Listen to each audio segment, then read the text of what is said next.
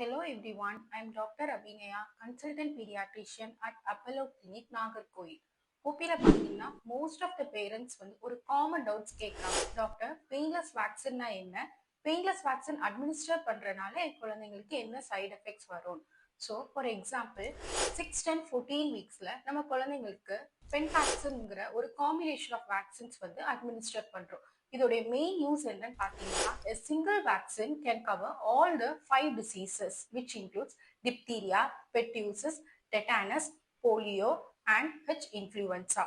So இதோட importance என்னன்னு பார்த்தீங்கன்னா பெயின்லெஸ் வேக்சின்ல இருக்கக்கூடிய அந்த பெர்டூசிஸ் காம்பனன்ட் வந்து டிஃப்ரெண்டா இருக்கும் compared to what is present in the painful vaccine. இந்த பெர்டூசிஸ் காம்பனன்ட் வந்து ஏ செல்லுலார் டிரைவ்டா இருக்கும் நம்ம பெயின்லெஸ் வேக்சின்ல. ஸோ ஏ செல்லுலார் டிரைவ்ட் அப்படின்னா ஒன்லி த பியூரிஃபைட் பார்ட்ஸ், அதாவது பாக்டீரியாவோட டாக்ஸின் மட்டும் எடுத்து வேக்சின் டிரைவ் பண்ணியிருப்பாங்க.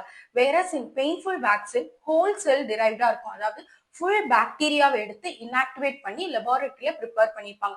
ஸோ இது அட்மினிஸ்டர் பண்றதுனால என்ன பெனிஃபிட்ஸ் அப்படின்னு நினைக்கிறீங்களா?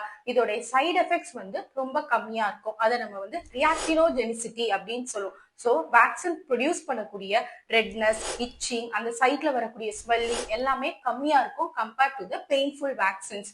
ஸோ நீங்க நினைக்கலாம் பெயின்லெஸ் வேக்சின்னா வேக்சின் சைட்ல பெயினே இருக்காதா அப்படின்னு. கண்டிப்பா அந்த லோக்கல் சைட்ல நீடலோட பெயின் இருக்கும், பட் அதோடைய post vaccination side effects like fever, itching, redness எல்லாமே கம்மியா இருக்கும். ஸோ ஃபீவர் வருமா அப்படிங்கும்போது lesser chance compared to the painful vaccine. So குழந்தைங்களுக்கு பெயின்லெஸ் வேக்சின் எடுக்கணும்னு விரும்புனீங்கன்னா நம்ம அப்போலோ கிளினிக்கே அணுகுவோம். தேங்க்யூ.